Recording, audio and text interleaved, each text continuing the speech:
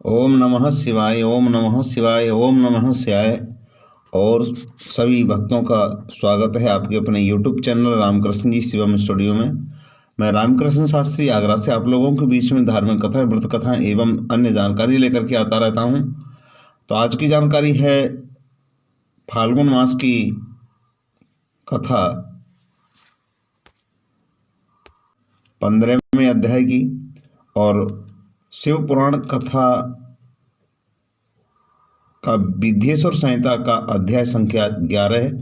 आज की कथा में जानकारी दी जाएगी कि शिवलिंग की स्थापना और उसके लक्षण और पूजन की विधि वर्णन और शिव पद की प्राप्ति करने वाले सत्कर्मों का विवेचन क्या है। तो इससे पहले मैं आपसे आशा करता हूँ कि आप सभी स्वस्थ होंगे और महादेव जी की कृपा, माँ पार्वती की कृपा आपके ऊपर सदा सदा बरसती रहेगी और आपकी मनोकामना पूर्ण होती रहेगी। आप धर्म की ओर आगे बढ़ते रहेंगे। कथा शुरू करने से पहले एक निवेदन और कर देना चाहता हूँ कि अभी तक आपने चैनल को सब्सक्राइब नहीं किया हो तो प्लीज़ चैनल को सब्सक्राइब करें, बेल को प्रेस करके रखें जिससे नोटिफिकेशन सबसे पहले मिले। चलिए बात करते हैं शिवलिंग की स्थापना और लक्षण, पूजन विधि, शिव पद प्राप्ति करने वाले सत्कर्मों का विवेचन कैसे क्या है। तो ऋषियों ने पूछा, सूत जी, शिवलिंग की स्थापना कैसे करनी चाहिए, इसका क्या लक्षण है तथा उसकी पूजा कैसे करनी चाहिए, किस देश काल में करनी चाहिए और किस द्रव्य से करनी चाहिए, उसका कैसे निर्माण होना चाहिए। तो सूत जी ने कहा, महर्षियों, मैं तुम लोगों के लिए इस विषय का वर्णन करता हूँ, ध्यान देकर के सुनो और समझो। अनुकूल शुभ समय में किस पवित्र तीर्थ में, नदी आदि के तट पर करना चाहिए। अपनी रुचि के अनुसार जैसी जगह शिवलिंग की स्थापना करनी चाहिए जहाँ नित्य पूजा हो सके। पार्थ द्रव्य से अपनी रुचि के अनुसार कल्पोक्त लक्षणों से युक्त शिवलिंग का निर्माण करके उसकी पूजा करने से उपासक को उस पूजा का पूरा पूरा फल प्राप्त होता है। संपूर्ण शुभ लक्षणों से युक्त शिवलिंग की पूजा की जाप तो वह तत्काल पूजा का फल देने वाला होता है। यदि चल प्रतिष्ठा करनी हो तो उसके लिए छोटा सा शिवलिंग अथवा विग्रह श्रेष्ठ माना जाता है, और यदि अचल प्रतिष्ठा करनी तो स्थूल शिवलिंग अथवा विग्रह अच्छा माना गया है। उत्तम लक्षण से युक्त शिवलिंग की पीठ सहित स्थापना करनी चाहिए। शिवलिंग का पीठ मंडलाकार, गोल, चौकोर, त्रिकोण या खाट के पाए की भांति ऊपर नीचे मोटा और बीच में पतला होना चाहिए। ऐसा लिंग पीठ महान फल प्राप्त देने वाला होता है। पहले मिट्टी से, प्रस्त आदि से अथवा लोहे आदि से शिवलिंग का निर्माण हो, उसी से उसका पीठ भी बनना चाहिए। यही स्थावर अचल प्रतिष्ठा वाले शिवलिंग की विशेष बात है। और चल यानी चर प्रतिष्ठा वाले शिवलिंग में भी शिव पीठ का एक उपादान होना चाहिए, किंतु बाणलिंग के लिए यह नियम नहीं है। लिंग की लंबाई निर्माण और या स्थापना करने वाले यजमान की 12 अंगुल के बराबर होनी चाहिए। ऐसे ही शिवलिंग को उत्तम कहा गया है। इसमें कम लंबाई हो तो फल की कमी आ जाती है, अधिक लंबाई हो तो दोष की बात आ जाती है। अधिक हो तो कोई दोष की बात नहीं है, सॉरी। चरलिंग में भी वैसा ही नियम है। उसकी लंबाई कम से कम कर्ता के 1 अंगुल के बराबर होनी चाहिए। उससे छोटा होने पर अल्प फल मिलता है, किंतु उससे अधिक होना दोष की बात नहीं है।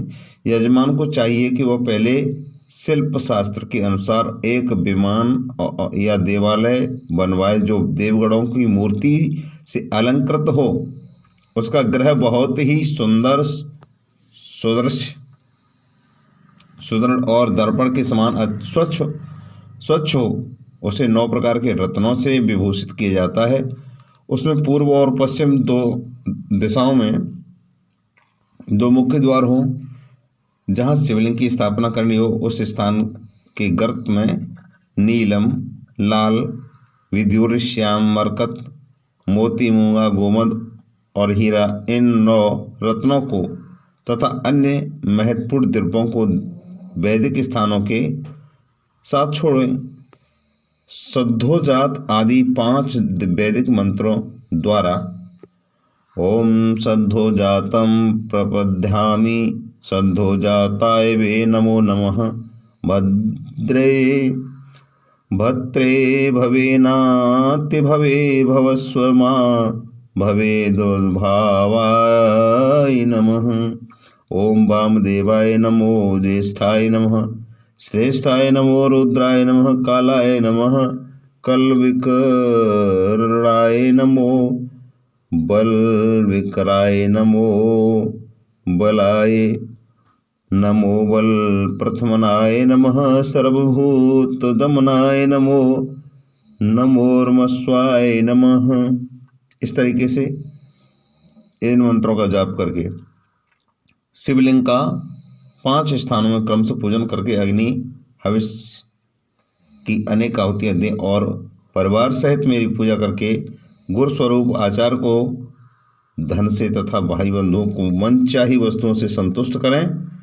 याचकों को जड़ यानी स्वर्ण, ग्रह, भू संपत्ति तथा चेतन गौ आदि वैभव प्रदान करें।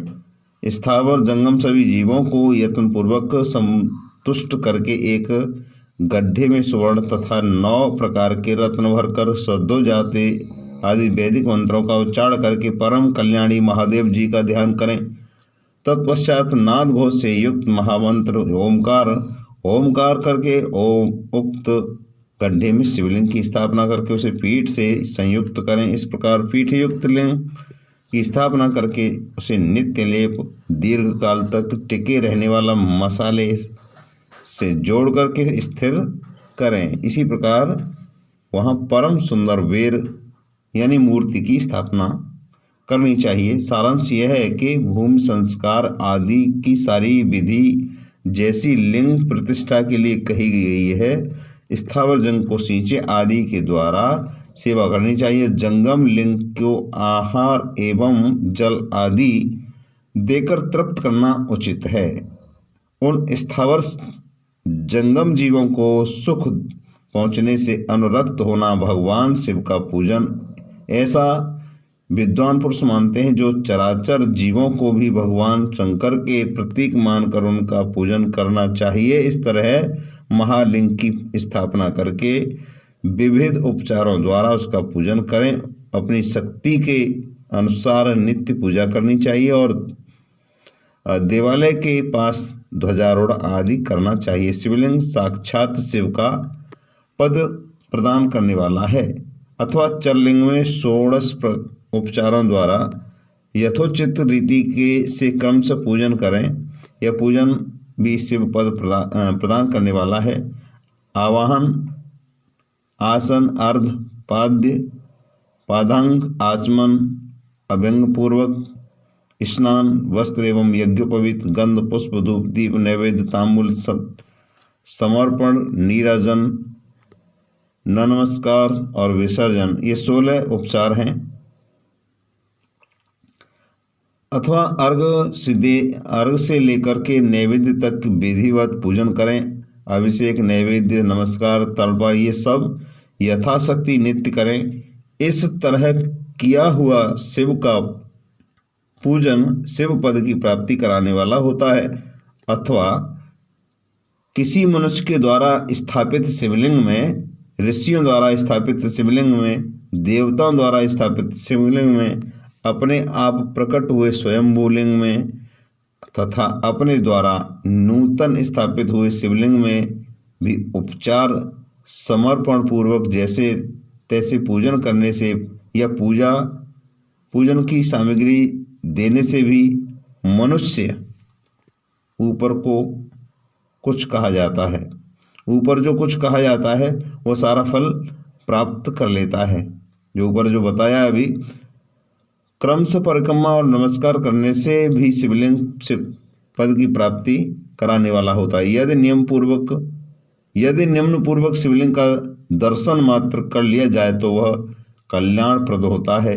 मिट्टी, आटा, गाय के गोबर, फूल, कन्नेर पुष्प, गुड़, फल, मक्खन, भस्म अथवा अन्न से भी अपनी रुचि के अनुसार शिवलिंग बनाकर तदनुसार उसका पूजन करें तथा या प्रतिदिन 10,000 प्रणव मंत्र का जप करें अथवा दोनों संध्याओं के समय एक एक सहस्त्र प्रणव का जप करें। यह क्रम भी शिव पद की प्राप्ति कराने वाला है। ऐसा जानना चाहिए कि जप काल में मकारांत प्रणव का उच्चारण मन की शुद्धि करने वाला होता है। समाधि में मानसिक जप का विधान है तथा अन्य सब समय में उपांशु जप धीमे स्वर में उच्चारण करना कि दूसरा कोई और नहीं सुन सके, उसे कहते हैं जप को उपांशु जप। ऐसे करना चाहिए। नाद और बिंदु से युक्त ओमकार के उच्चारण को विद्वान पुरुष समान प्रणव कहते हैं। यदि प्रतिदिन आदर पूर्वक 10,000 पंचाक्षर मंत्र का जप किया जाए अथवा दोनों संध्याओं के समय एक एक सहस्त्र का ही जप किया जाए तो उसे शिव पद की प्राप्ति कराने वाला समझना चाहिए।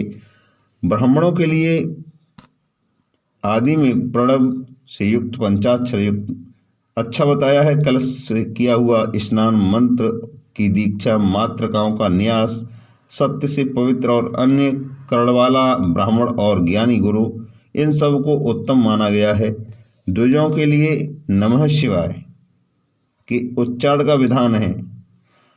द्विजेतरों के लिए अंत में नमः पद के प्रयोग की विधि है, अर्थात वे शिवाय नमः इस मंत्र का उच्चारण करें।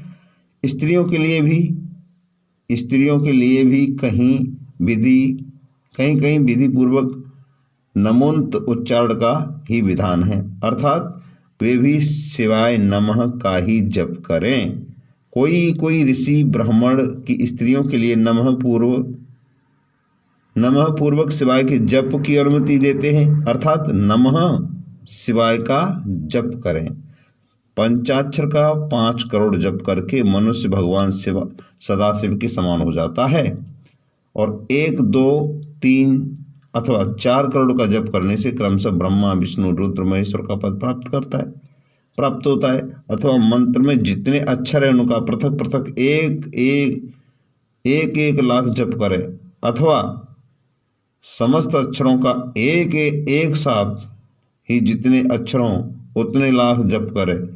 इस तरह के जप को शिव पद की प्राप्ति कराने वाला समझना चाहिए। यदि 1000 दिनों में प्रतिदिन 1 सहस्त्र जप के क्रम से पंचाक्षर मंत्र का 10 लाख जप पूरा कर लिया जाता है तो प्रतिदिन ब्राह्मण भोजन कराया जाए और उस मंत्र से अभीष्ट कार्य की सिद्धि होने लगती है।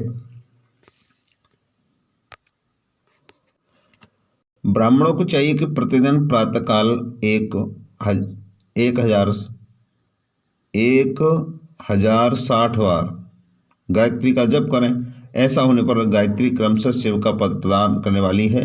वेद मंत्रों और वैदिक सूत्रों का भी नियम पूर्वक जप करना चाहिए। जो वेदों का पारायण भी शिव पद की प्राप्ति कराने वाला है, ऐसा जानना चाहिए। अन्य जो बहुत से मंत्र हैं उनका भी जितने अक्षरों उतने लाख जप करें। इस प्रकार जो यथाशक्ति जप करता है क्रमशः शिव पद मोक्ष प्राप्त कर लेता है। अपनी रुचि के अनुसार किसी एक मंत्र का अपनाकर मृत्यु पर्यंत प्रतिदिन उसका जप करना चाहिए अथवा ओम इस मंत्र का प्रतिदिन 1 सहस्त्र जप करना चाहिए। ऐसा करने से भगवान शिव की आज्ञा से संपूर्ण मनोरथों की सिद्धि प्राप्त होती है।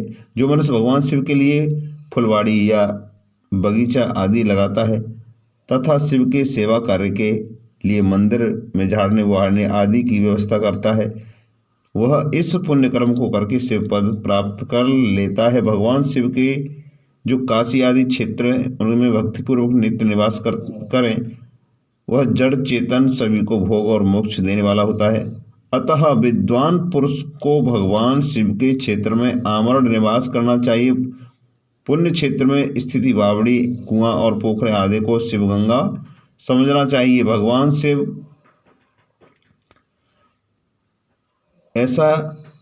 का ऐसा ही वचन है, वहाँ स्नान, दान और जप करें, मनुष्य भगवान शिव को प्राप्त कर लेता है। अतः मृत्यु पर्यंत शिव के क्षेत्र का आश्रय लेकर रहना चाहिए। जो शिव के क्षेत्र में अपने किसी मृतक संबंधी का दाह, दशा, मासिक श्राद्ध, सपिंडीकरण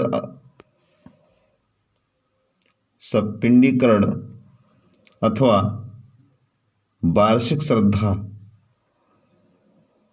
यानी वार्षिक श्राद्ध करता है अथवा कभी भी शिव के क्षेत्र में अपने पितरों को पिंड देता है, वह तत्काल सब पापों से मुक्त हो जाता है और अंत में शिव पद प्राप्त करता है। शिव के क्षेत्र में 7, 5, 3 या एक ही रात निवास कर ले। ऐसा करने से भी शिव पद की प्राप्ति होती है। लोक में अपने अपने वर्ण के अनुरूप सदाचार का पालन करने से भी मनुष्य शिव पद को प्राप्त कर लेता है।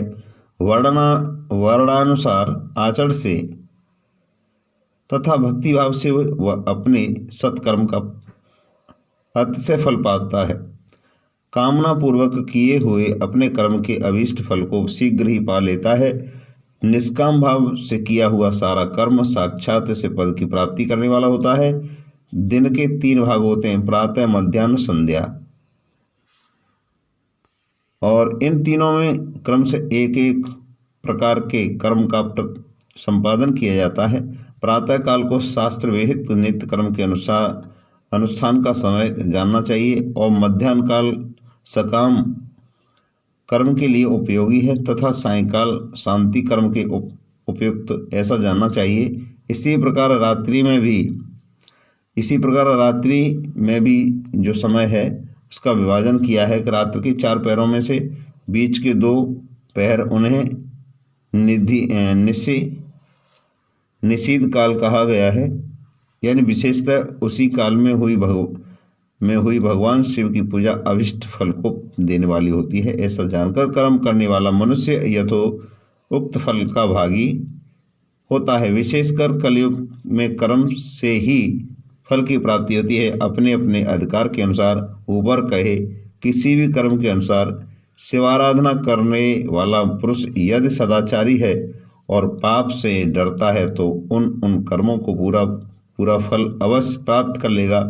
तो आज की व्रत कथा, जो आज की कथा है वो यहीं तक है। मिलते हैं कल के अध्याय के साथ। तब तक के लिए हर हर महादेव, जय शंभु कैलाशपति, जय माँ पार्वती। और चैनल को सब्सक्राइब नहीं किया तो प्लीज़ चैनल को ज़रूर सब्सक्राइब करें।